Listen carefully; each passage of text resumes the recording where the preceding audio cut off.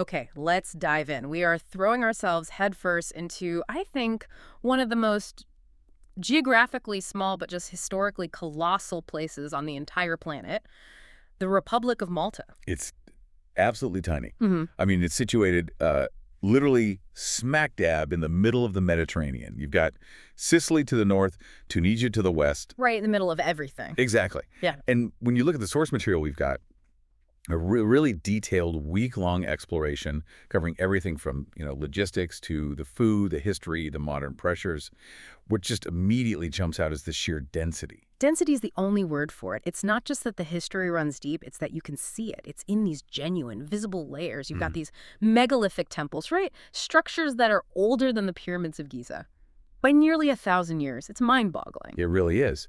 And then layered on top of that, you have the cities built by the Knights of St. John, these incredible, fortified, meticulous cities from the 16th century. And all of that is sitting on this little archipelago where the water, the water truly looks like it's been photoshopped. It's this impossible lapis lazuli color. And that blend, that extraordinary mix of the ancient, the military historic, and then that raw natural beauty, it creates what we're calling the Maltese paradox. The paradox. Okay, so what's the core question we're trying to answer in this deep dive? Well, the question is crucial for anyone thinking of going. Mm-hmm. Malta is absolutely exploding in popularity.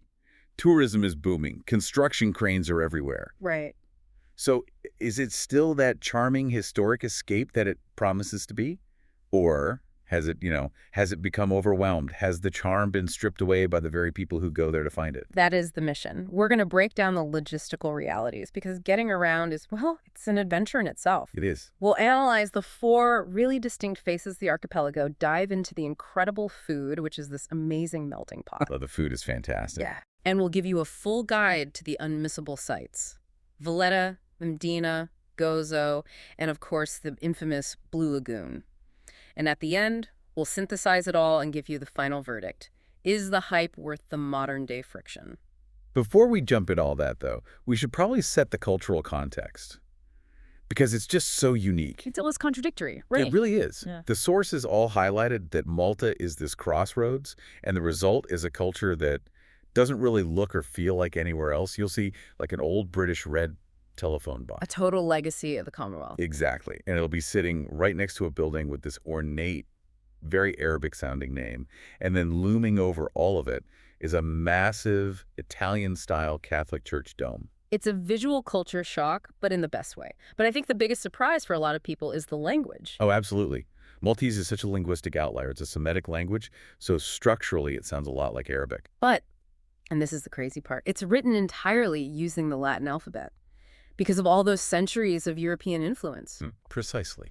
And that combination, that Southern European flair, the North African linguistic roots, and that layer of British colonial administration, that's what makes Malta, Malta.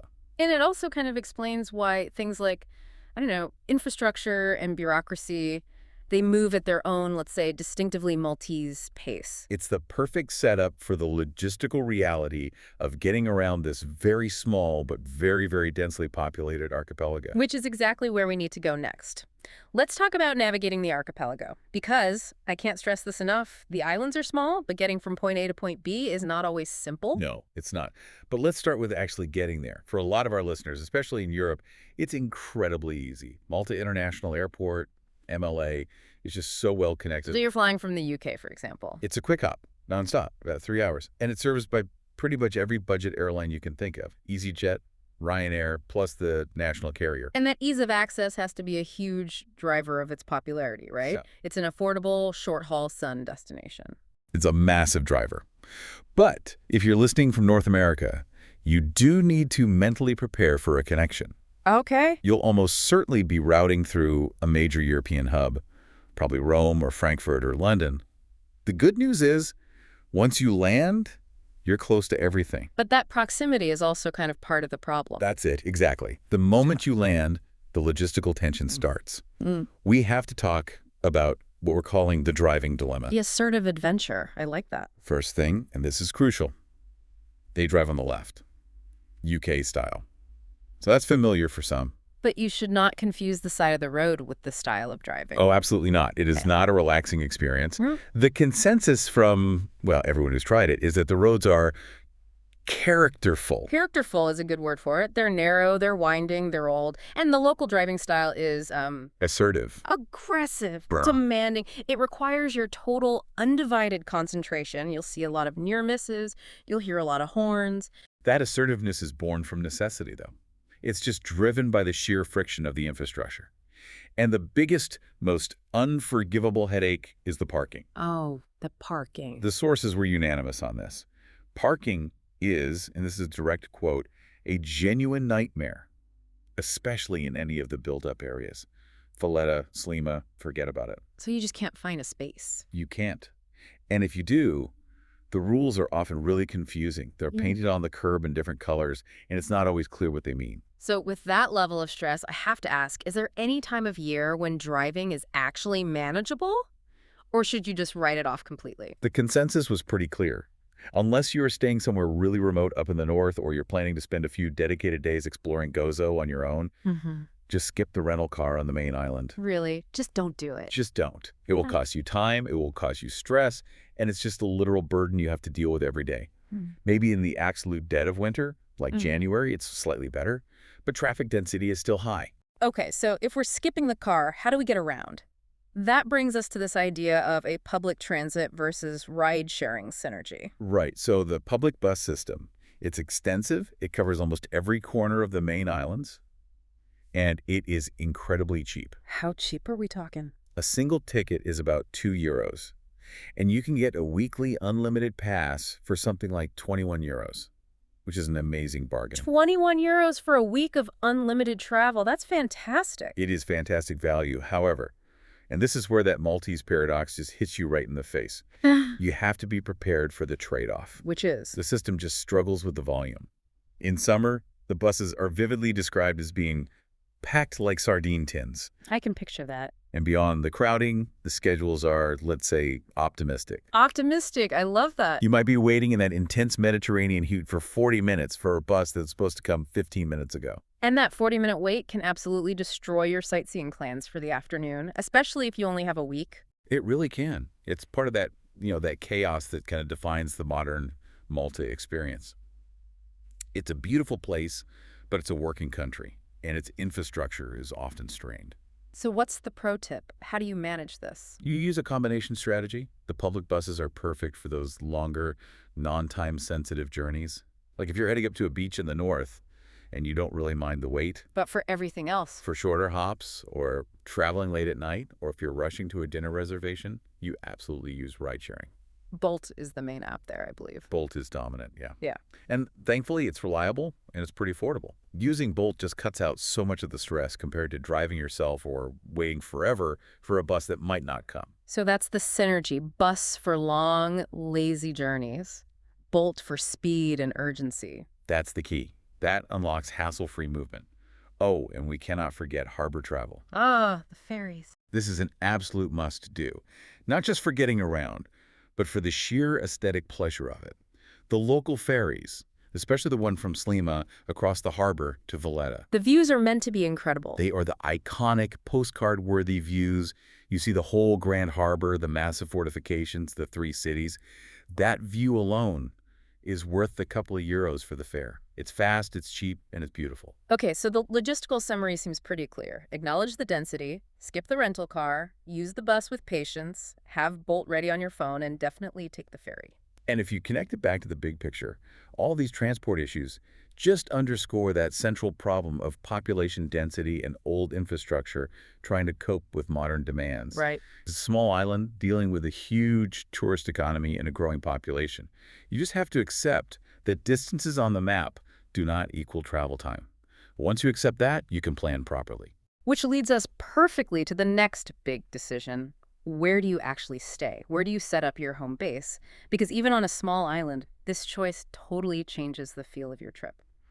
We've identified 4 distinct faces of Malta. Let's start with Valletta, the capital. This is for what we're calling historic immersion. The whole city is a UNESCO World Heritage Site, right? The entire city. It's just stunning. All that ochre-colored limestone, the famous colorful enclosed wooden balconies, the gallerias, the grand palazzos built by the knights. If you are a serious history lover, this is where you want to be. Completely surrounded by it. The pros seem pretty obvious. It's the atmosphere. I've read that once the day trippers and the cruise ship passengers leave, the city just transforms. It does. Around 5 p.m., it becomes calm, quiet, magical.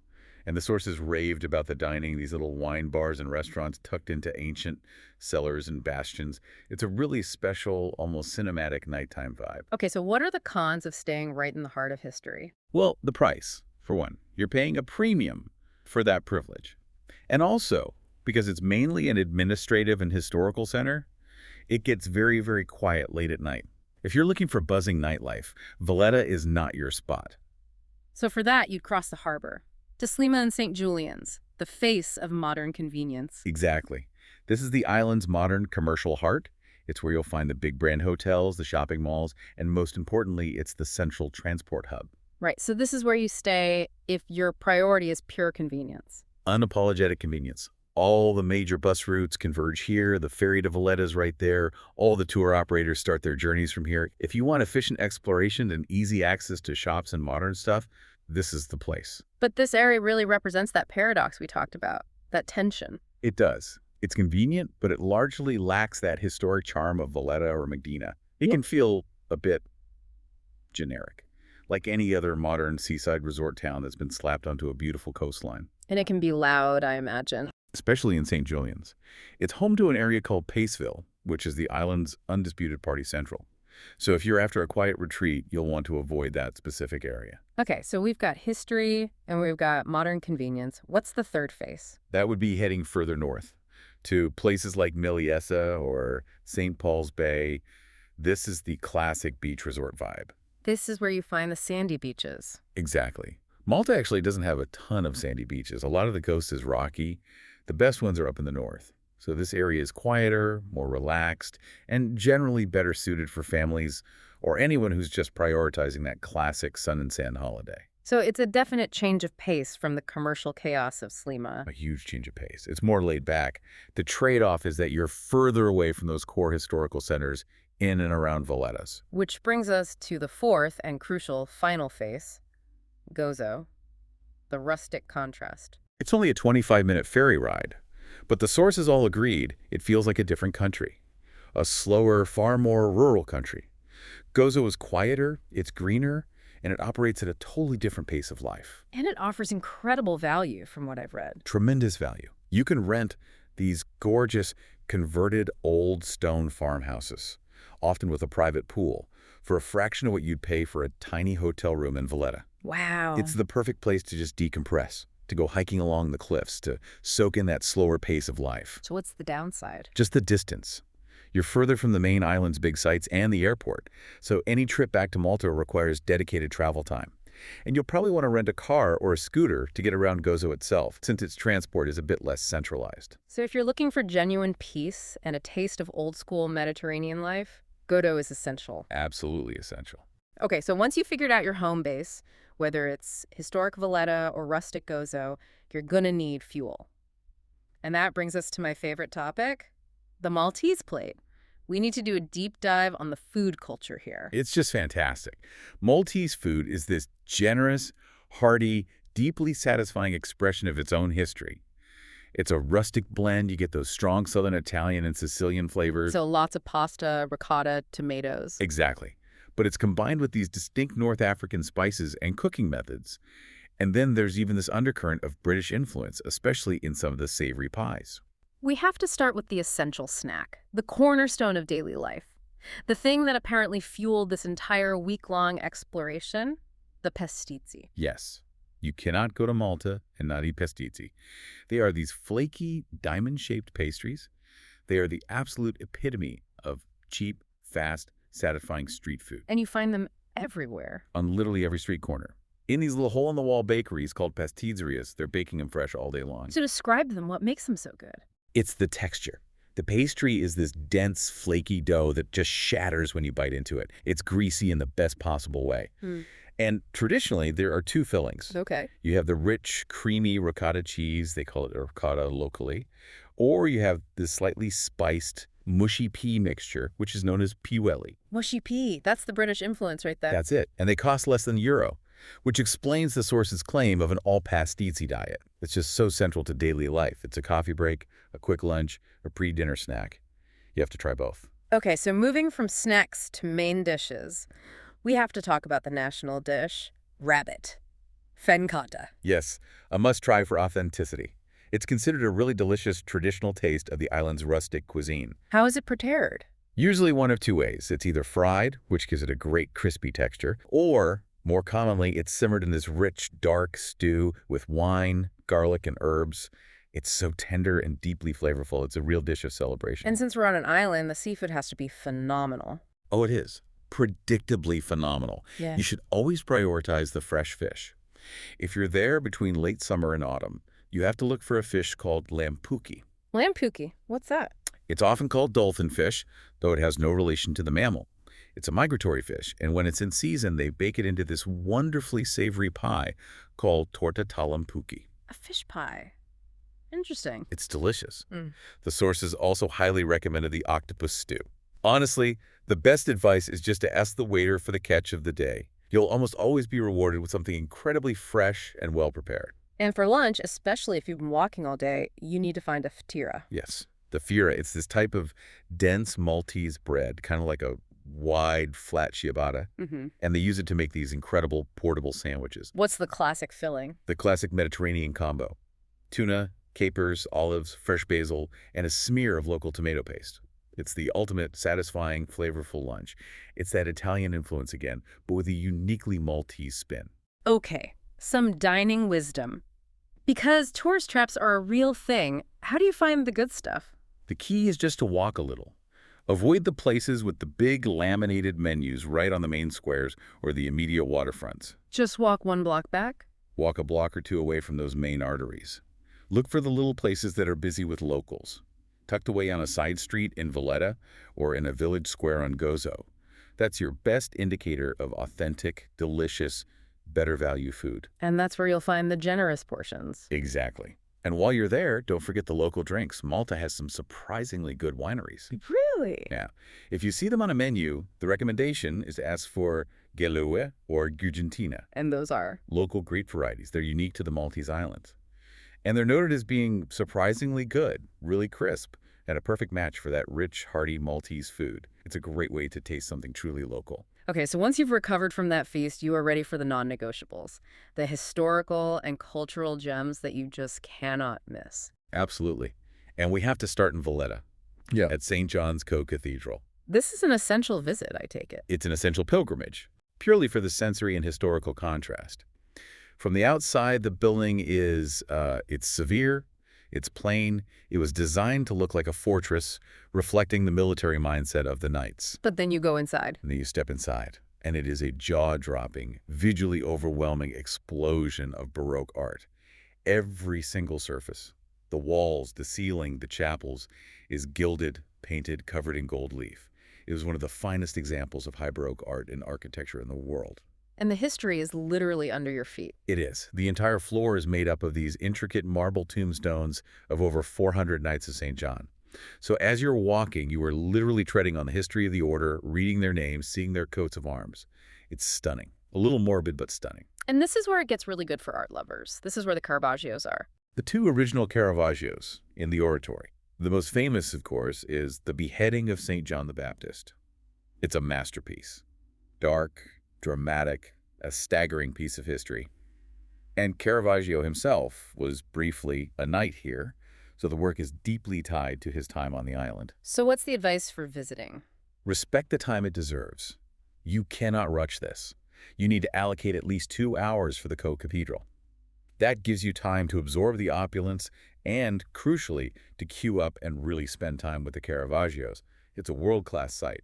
Missing it would be a huge mistake. Okay, so after that incredible interior, you need to soak up the general atmosphere of Valletta. Yes, just get lost. The city's built on a grid, so it's easy to navigate, but you have to wander down the steep side streets to really appreciate the detail of the balconies and the sandstone. And you have to go to the Upper Baracca Gardens. You must. Not just because it's a beautiful spot, but because it provides that iconic postcard view over the Grand Harbor and the three cities across the water. And there's a trick to the timing here, isn't there? There is. Try to be there at either noon or 4 p.m. Why then? because that's when the saluting battery was right below the gardens fires the cannon salute. Mhm. It's this fun, loud tradition done by reenactors, and it's a great little connection to the island's military past. Okay, next up, a trip inland to Medina, the Silent City. Yes. Medina was the old walled capital before the Knights moved everything to Valletta, and it is a medieval labyrinth of that beautiful honey-colored stone. And the name the Silent City, is that accurate? It's completely accurate. The moment you walk through the main gate, the whole atmosphere changes. Very few cars are allowed inside, only for residents. And the silence is just, it's palpable. It feels like you're on a perfectly preserved movie set. And it often is one, I believe. It often is. Medina is a place for pure wandering. The city is the site. You just explore the narrow pathways, the blend of Norman and Baroque architecture. You can visit St. Paul's Cathedral inside the walls, which is beautiful, but the real magic is just the quiet contemplation. And you have to stop for cake. You absolutely have to stop for cake. You go to the Fontanella Tea Garden, which is right on the city walls. They are famous for their chocolate cake. But the real prize is the view. You get these sweeping panoramic vistas across a huge part of the island while you eat your cake. It's perfect. Okay, so moving off the main island, we have to talk about Gozo again. It needs at least a full day trip. At least, ideally an overnight stay. And again, the sources really suggest that for a day trip, renting a car or a scooter or even using the hop-on hop-off bus is the best way to see as much as possible. And what are the highlights on Gozo? What's the rugged contrast? Well, first, there's the Citadel in Victoria, the main town. It's like a smaller, more rustic, even quieter version of Medina with even more panoramic views. But the real draw is the coast. The real draw is the coastline. You have to explore Dweidra Bay. Now, the famous Azure Window Arch did collapse in 2017. Which was a huge loss. A huge loss, but the area is still spectacular. You have the fungus rock, the inland sea, this little lagoon connected to the ocean by a narrow tunnel. This is where you find that raw, rugged geological beauty that's such a sharp contrast to the historical architecture elsewhere. Gozo gives you that necessary dose of peace. Which brings us to our final and maybe most critical segment, the tipping point. We need to talk about the crowds, the development, and what you should absolutely skip. And we have to start with the Blue Lagoon, on the tiny island of Camino, between Malta and Gozo. The photos are insane. They are. We have to acknowledge its jaw-dropping, stunning natural beauty. The water really is that impossible fluorescent shade of turquoise. There's a huge but. There's a massive but. This is the Blue Lagoon paradox. The experience of being there between about 10 a.m. and 4 p.m. was described by the sources unequivocally as unpleasant, stressful, and chaotic. Loved to death. It has been absolutely loved to death. During peak hours, it's a sea of humanity. Wall-to-wall people, music blasting from dozens of party boats. There's no space to sit, no space to swim peacefully. It sounds awful. So what's the solution? Do you just skip it entirely? The solution is timing. The core advice is you must skip the midday rush. If you want to see that magical water, you take the very first ferry of the day and you get there by 9 a.m. at the latest. And that buys you, what, an hour? But that buys you maybe an hour and a half of relative peace before the huge tour boats start arriving. The other option is to go late, after 4 p.m. when those boats are leaving. The chaos subsides and you get a much quieter, more enjoyable experience. Any other tricks? The sources also recommend checking out the nearby Crystal Lagoon on Camino. The water is just as stunning, but it's a little harder to get to, which naturally filters out some of the crowds. This issue of timing and crowds leads to what else we should skip. The generic resort towns. Yes. We're talking about places like Boiba and parts of Quara.